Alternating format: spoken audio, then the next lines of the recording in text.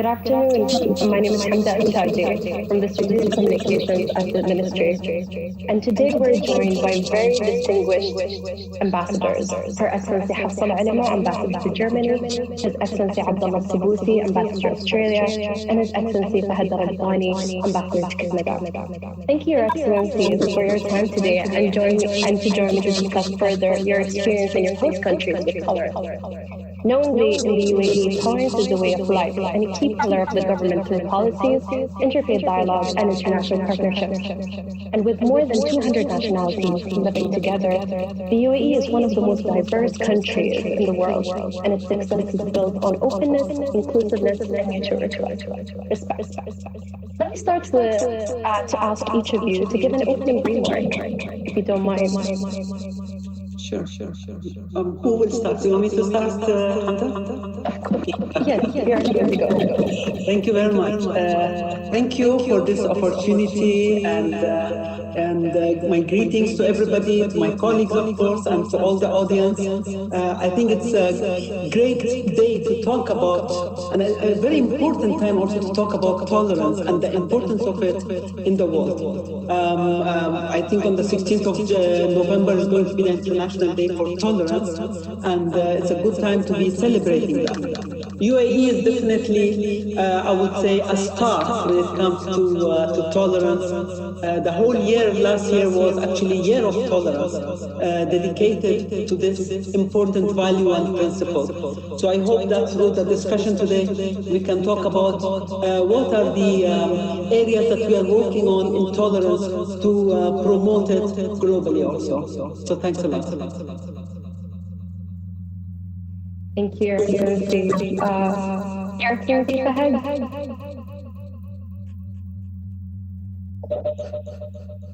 Thank you, Hamda. And I would say good afternoon to Hafsa, and I would say good evening to Abdulla in Australia. It's always great to be here, to see you and to see some of our colleagues and talk about important topics. Today's topic about tolerance, I think there couldn't be a better time to have this session. Talking about tolerance in the UAE, I think this goes back, even before the foundation of the United Arab Emirates. We were born and raised to accept others, to accept people from, different nationalities, to accept people from different races, from different origins, different cultures. And I think this is one of the main aspects that differentiated the United Arab Emirates from, many countries around the world.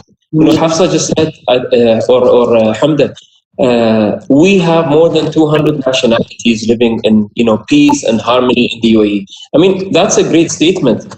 If the UAE wasn't a tolerant place, if the UAE wasn't a place of, accepting, diversity, accepting people from the different parts of the world, I don't think we would have had those 200 nationalities. If those people were not happy in the UAE, I don't think we would have 200 nationalities.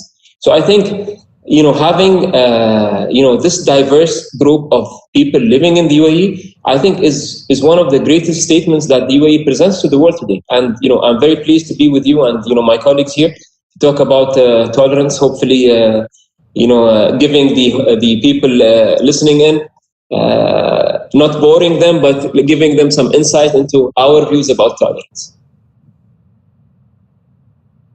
Thank you, Your Excellency. Your Excellency, Abdullah. I want to thank the Ministry of Foreign Affairs and International Cooperation for, and of course the Tolerance Committee for this opportunity to talk about a dear subject to, I think, all Emiratis. I think part of the success of the UAE is its tolerance that was brought or cemented by the founding fathers of the UAE.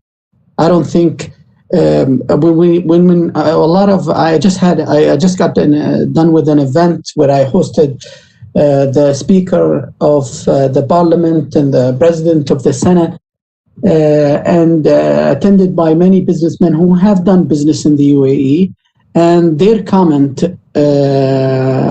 when they know that I was going to do this webinar was that this is a big factor and why they chose to do business in the UAE. This is the part of the appeal that they can, the lifestyle, how welcoming the people is really, it goes along with many things that made the UAE so special and contributed to its success that we, thank God, we are witnessing under our wise leadership. Thank you. Thank you so much, Your Excellencies. So let me begin. Your Excellency Hafsa, so my question is to you. What is the significance of tolerance in our modern world? And how does the UAE set an example for tolerance?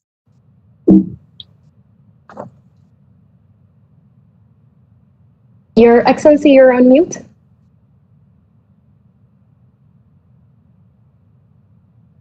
Sorry, I was on mute, sorry. So thank you for that. Acceptance of the other and the respect for different views and beliefs are crucial to a stable and peaceful world. Very important. And actually, if you go and you look at history, really history has taught us that if you have exclusion, hatred, or even intolerance, that leads to discrimination, despair, and war. And history of Europe, and especially in Germany, in particular, where I'm present, has really taught us this lesson to say never again. Very important.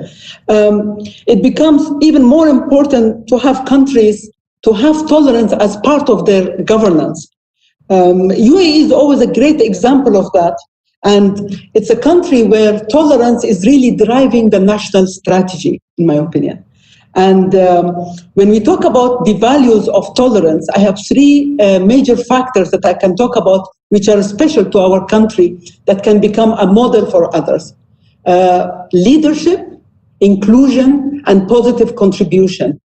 When it comes to leadership, I think the others also, my colleagues talked about, it started with the beginning of our country, with the late Sheikh Zayed, when he made tolerance and accepting the others as a main point of growing this country. That included not people from all colors and all nationalities, and also different gender. I mean, so for women and men. I remember when we were children, we had to go to school like all the other boys that had to go to school, and that was imposed on every family to do it. So that really built this understanding between different people. Inclusion, of course, UAE is, as we said, home to people from all over the world. In UAE, we even have a law against discrimination. And if you know, just a few days ago, there were even more laws introduced to give the protection of every person under the law. So that is very important.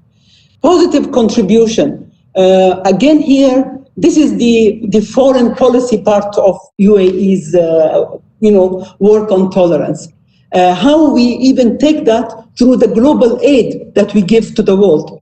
And that is very important because we do not distinguish between, which political system or which country. We've provided, and especially when it comes to Corona, I think it's important. We've provided support in the healthcare to countries from Costa Rica going to Vietnam all the way and in between. And this is really showing where UAE stands when it comes to tolerance. It is institutionalized in that way. And I just would like to, finish this part, if I may, by giving a quote from His Highness Sheikh Mohammed bin Rashid, the Vice President and ruler of Dubai, when he really summarized the essence of UAE, when he said, what makes us proud is not the height of our buildings or the magnitude of our shopping malls, but rather the openness and tolerance of our nation. We are implementing this every day, I think. People can see it all over. So this is the point. Thank you. Thank you, Your Excellency. That's very true. The UAE did show so many layers of tolerance, inclusivity, and accepting of others. And speaking about also Germany's journey towards tolerance, that reminded me, Your Excellency Abdullah, how do you view multiculturalism and tolerance in Australia? That's a great question. I think Australia is really a melting pot society. This reflected by its multicultural composition of its people, immigration policy, and its prohibition on discrimination. I think there's a problem. Its prohibition on discrimination, equality for the law for all people, as well as various cultural policies which promote diversity. I think there is a problem in the sound. Is that okay? Yeah, I'm sorry, Your Excellency. I think we should all mute and you would be fine. And evidently, Australian citizens descend from more than 300 different ancestry groups, including its First Nations people. And, before we start any event, usually we start by acknowledging the Ngunnawal people who inhabited the capital and pay our respect to their elders, past, present, and future. And according to the last census, nearly half, 49% of Australians had either been born overseas or or both parents had been born overseas.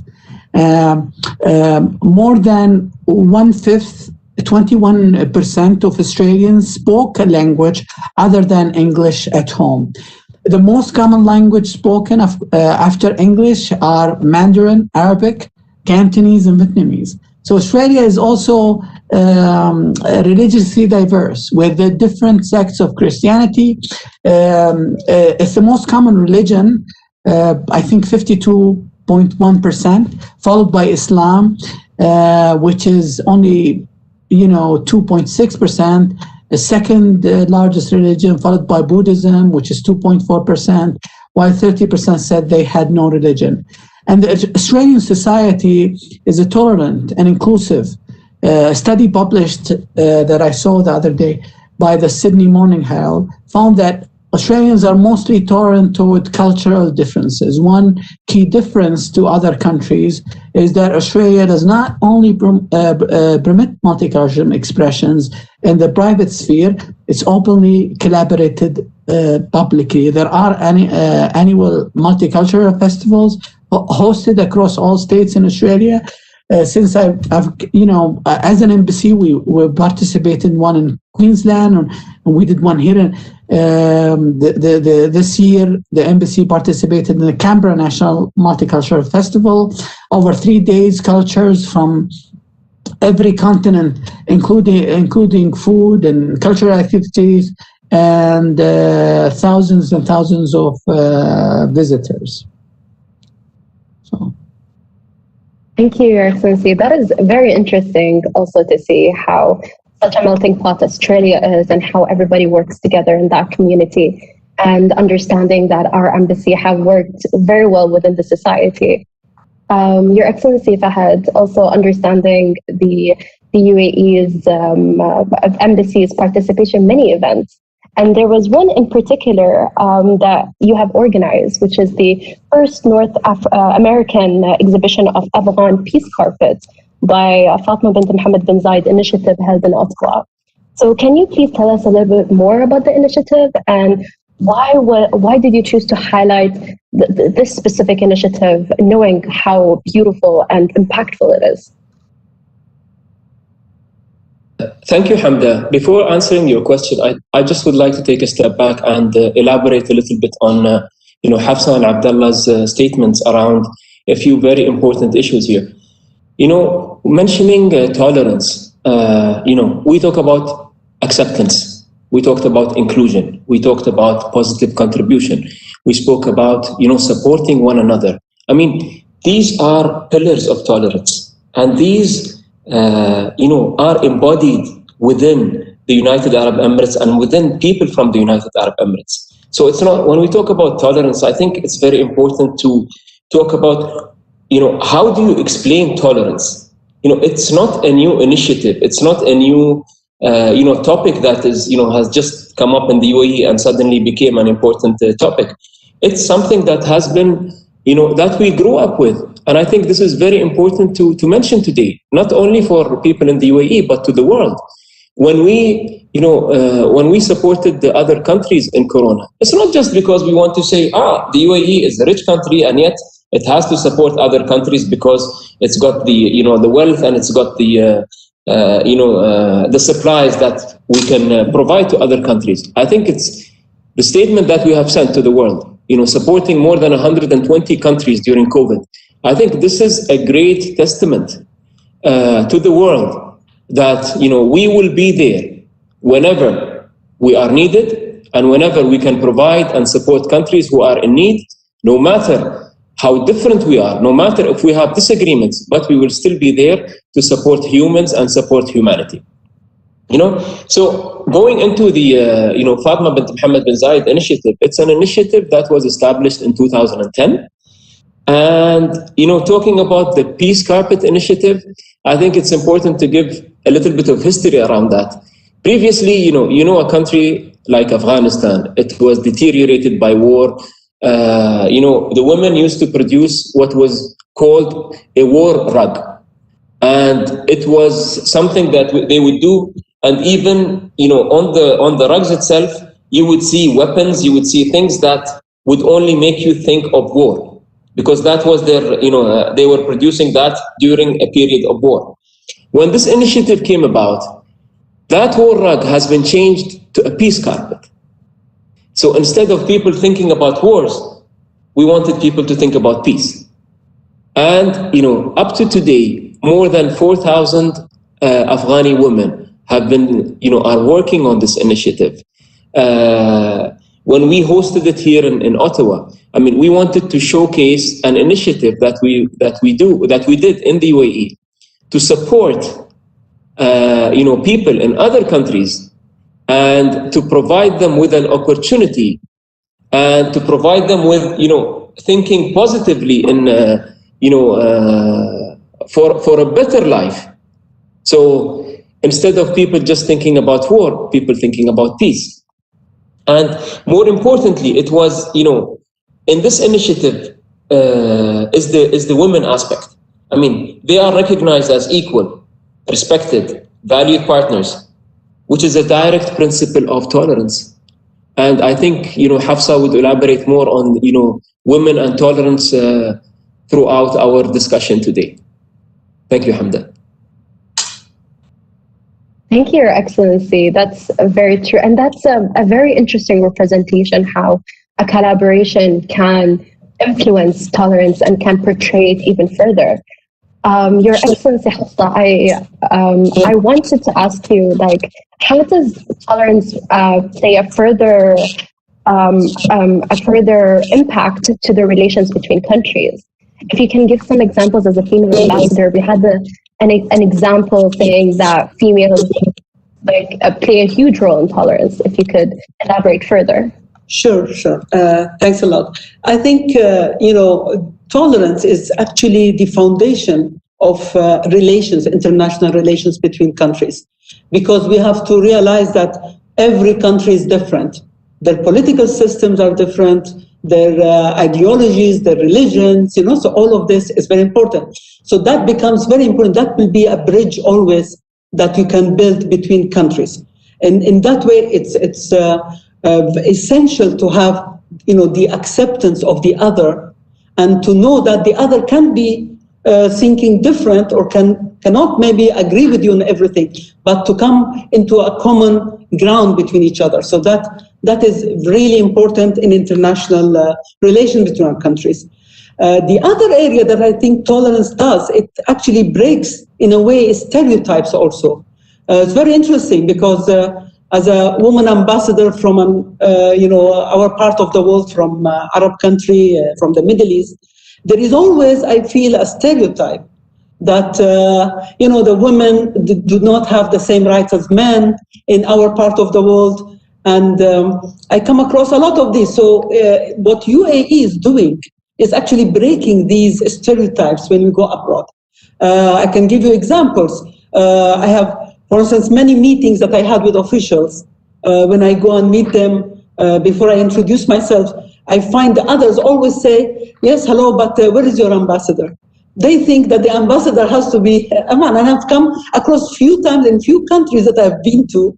This is the first question I get sometimes, which is quite interesting. And we're talking about not only countries that people say, maybe they are developing, but these are advanced countries in the world also. We're talking about the West. So it's very interesting. So these kind of taboos are there everywhere. And the other thing that is important for us to talk about, I think, just to add, is that tolerance does not come just automatically. It's not like, so you have to work hard in making it a major part of your policy, of your work. And you can do that in many ways. Of course, by talking about our country and what we do, that will be one area. Also, then we'll be participating in different programs that are in the host country that we are there. In Berlin, there are so many examples. For instance, now recently after the normalization of relations between UAE and Israel, one of the first things we did was important to go and visit a synagogue, for instance, and have a chat and have others come and discuss about these areas. So it's very important to show that we not just talk about this, but also we do it by action. And being a woman really provides this opportunity to break this mindset that is always there. So that will be that is quite interesting. I just wanted to excuse myself, Hamda, because I have another meeting coming up soon. If you don't mind, in the middle, if I leave, it is because I have another meeting that is been scheduled beforehand. Sorry for that. Go ahead. Of course, no worries, Your Excellency. Thank you so much. And it was a pleasure to have you here with us. Just to elaborate further in regards to speaking about women and breaking stereotypes and how the UAE actually embedded it within its policies. And I wanted to ask you, Your Excellency Abdullah, and that from your experience, how did the Australian government approach promoting tolerance and inclusion? How were they able to embed it within their policies and make sure that tolerance is a priority in the country?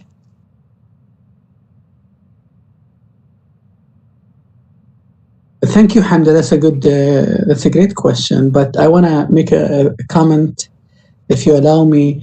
I think we are very proud of our female leadership. To be honest with you, Hafsa, you go out there on the ground, and we are very proud. You're a role model to Emirati women, and honestly, the comment that I get a lot is how capable is Her Excellency Reem Al Hashmi, how capable is the many women role models, Dr. Amal Al-Baisi, head of our Federal National Council, so many to count, and this is really a source of pride and a testament to where we are today, not as far as the narrow sense of tolerance, but I think in general as a country.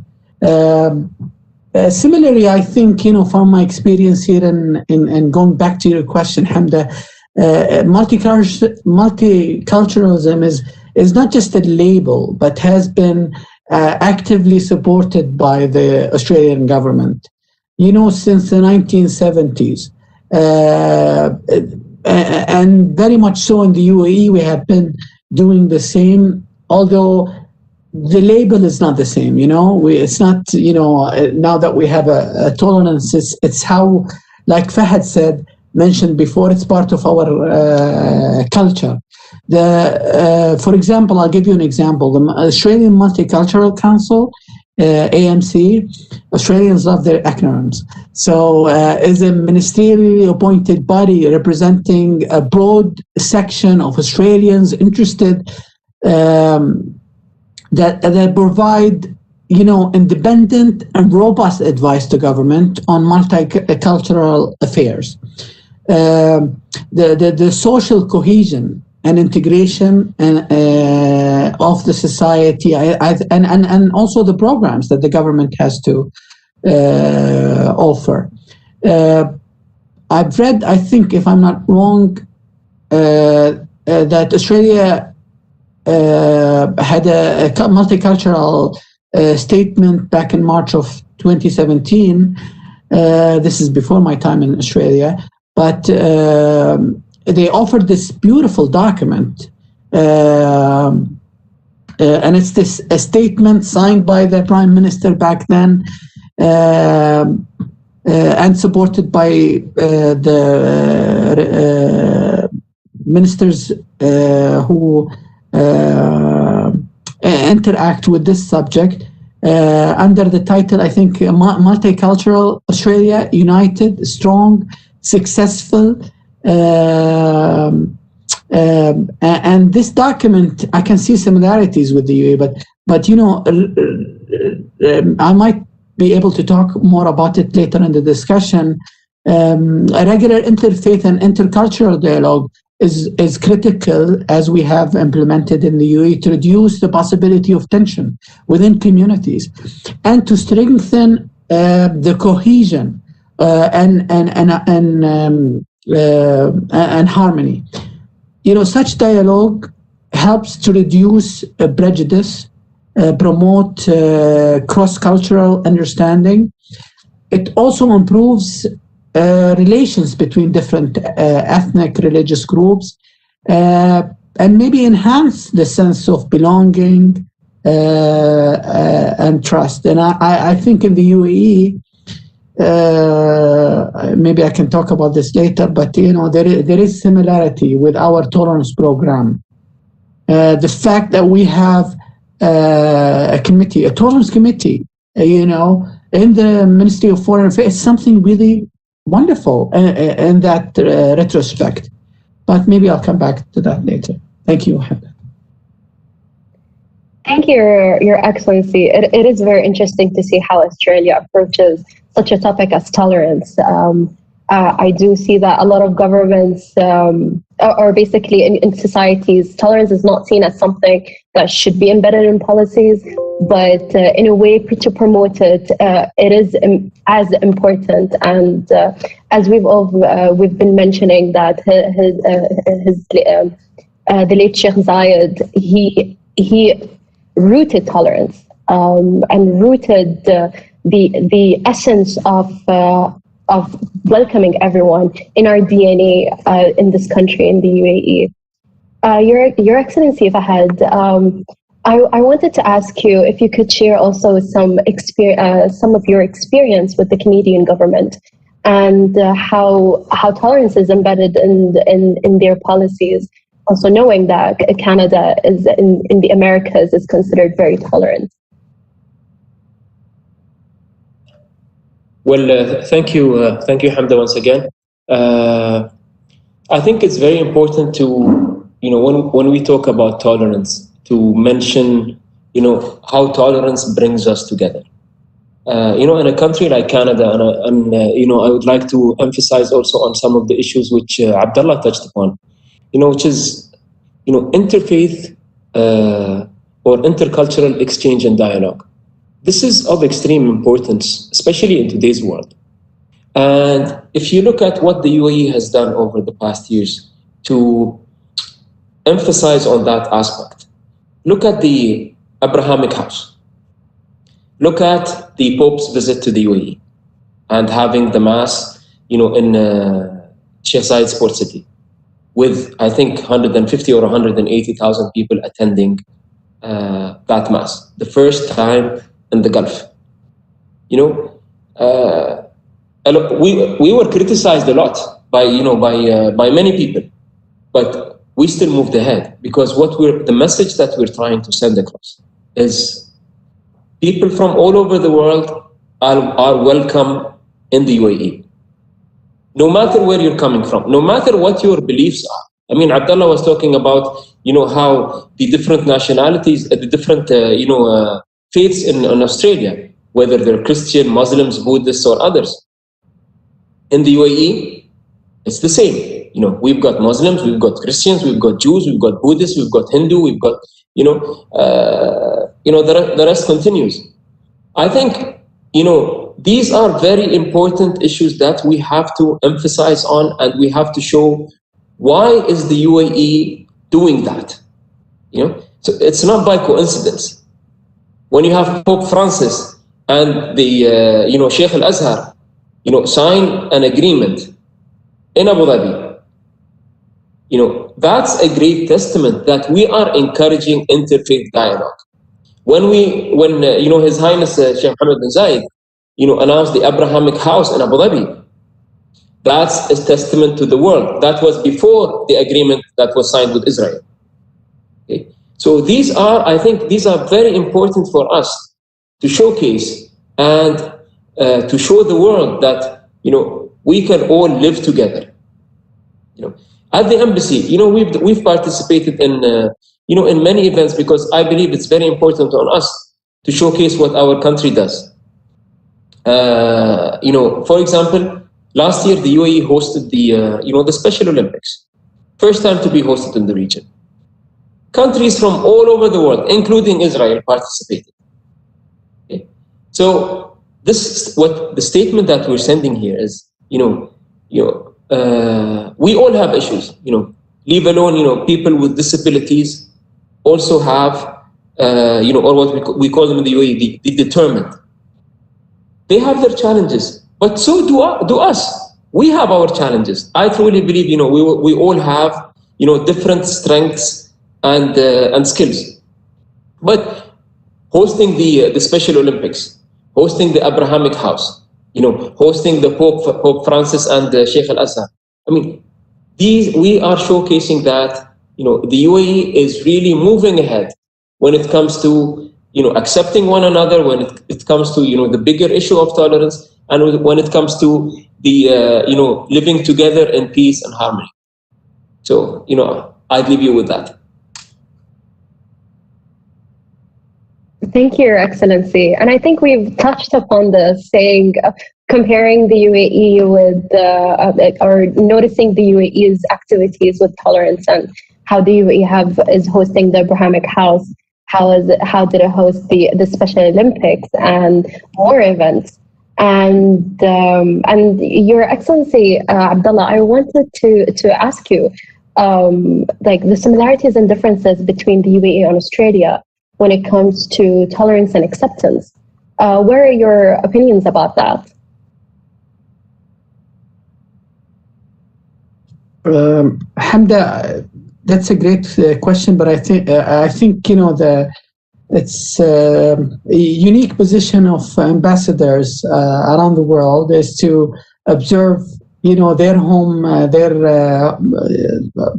home country, and and they are guests in this country, and they compare endeavor. And in preparation for this webinar, I think it was a good chance to reflect on many. And I was able to ask and research this with my Australian friends, and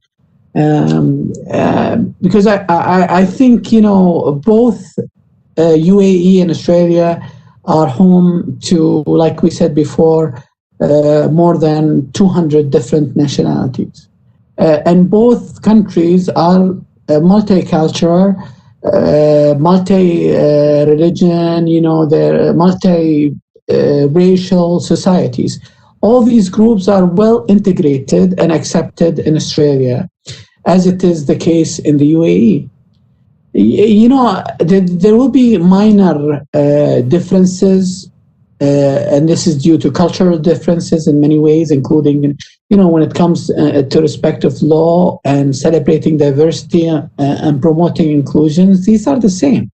There is much emphasis in both UAE and Australia on encouraging and promoting acceptance and understanding, and ensuring that our societies continue to be safe, cohesive, harmonious. This concept of mutual respect and denouncing racial hatred and discrimination is central to how we the two nations view our roles, our citizens in both countries. I think this is I've seen as very common. And I think, also there is something to be said about how both governments adopted policies and programs with numerous community and volunteer activities. This is to inspire and support and sustain the unity or the cohesion of a society.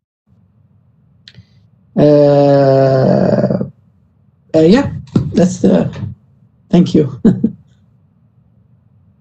Thank you, Your Excellency. It is very interesting to being an ambassador in a foreign country and having to reflect back. It is a very good opportunity, I think, for many diplomats around the world to have that opportunity to reflect on themselves, on their country, and the country that they are in, and bring a difference to the world and try to make sure that they are representing their country to the best abilities, and as well be as respectful to the host country that they are in. And I wanted to ask you, both of Your Excellencies, if you have any final remarks that you would like to say.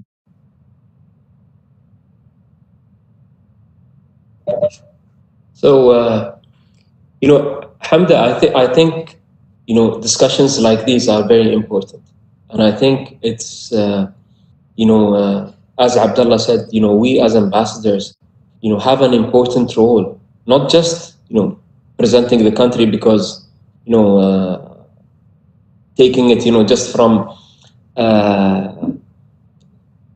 being there at events, or I think in today's role it's very important for us to get out of the way of how ambassadors used to work, and to really be spokespeople and to showcase to other countries, wherever we are, what the UAE is all about. Whether it's about, today we're discussing tolerance, but I think what's more important when we discuss the issue of tolerance is to show people how tolerant we are, in our actions, in what we do, and how we live our lives. Not just having it as a statement that, well, the UAE is supporting tolerance, because the people are interested in the how. They're interested to hear more about, our story, because I truly believe today, we have a great success story in the UAE. Previously, we used to go out and we used to see what are the best practices of countries all over the world and bring them to the UAE. I think today is the time that we can export our best practices. I'm really serious about this, because, we have come a long way, in a very short period of time, in less than 50 years, the UAE, climbing the index, whether it's, business indexes, whether it's in quality of life, whether it's in, international aid and other areas. So I think this is our role, and it's upon us to show the world what we have achieved. Because if we don't do it, no one's going to do it for us.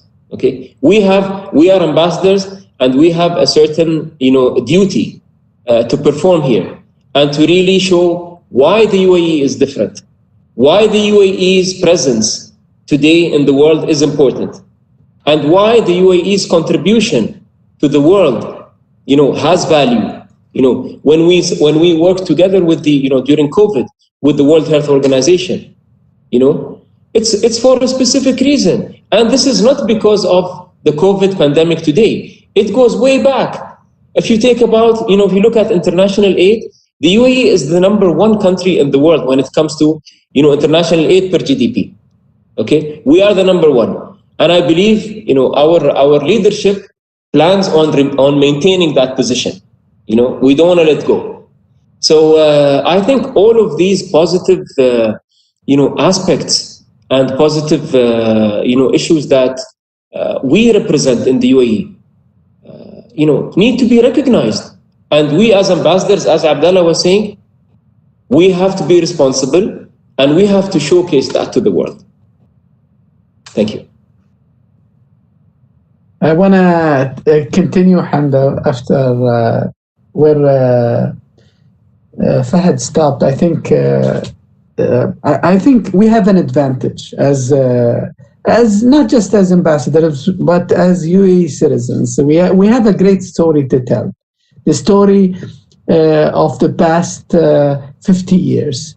And, the theme 2020 towards the next 50 is still on. It was announced by His Highness Sheikh Mohammed bin Rashid and His Highness Sheikh Mohammed bin Zayed, preparing, for the next 50 years. And one of the pillars, I think, is having a happy and cohesive society. Establishing a secure, tolerant, cohesive, and ethical society that embraces happiness and positive lifestyles and high quality of life. This pillar, which focuses on, developing programs to prepare future generations to serve as the UAE goodwill ambassadors, not just, career diplomats or ambassadors who we have right now and diplomatic corps, but as well as promoting, we spoke about this women participation in all sectors, making the UAE one of the best places in the world to live. And it's, like I said before, a big part of this success is of course tolerance, how the government, the wise leadership of the UAE interacted all these programs in all aspects, not just, in the government and we have a tolerance committee in the Ministry of Foreign Affairs. So this is a new way, a radical, really thinking out of the box. I've been into a lot of places, very limited governments, such as the UAE, planning for the next 50 years. I truly believe that I will have a grandson that will be in the settlement in Mars in 2071, because I have great trust in our leadership, in our people. I'm very proud of all the things like the Youth Council in our ministry, which is one of the so many different ideas that make our approach to tolerance different, and very proud of it, very much so, and I'm very grateful for the opportunity. Thank you so much. Thank you, Your Excellencies. In a way, we can say we're lucky to be in the diplomatic corps to represent the UAE all around the world and to showcase the many achievements that the UAE has done throughout many sectors, as you've mentioned a few of them, and specifically in tolerance. I would like to thank Your Excellencies for joining me today and to have this great discussion. It was very fruitful, and I'm sure that our listeners had a really great time, and I know for sure that they have even more questions now. But however, this discussion was very, very interesting and very, very dynamic. And thank you all. Thank you, Hamda.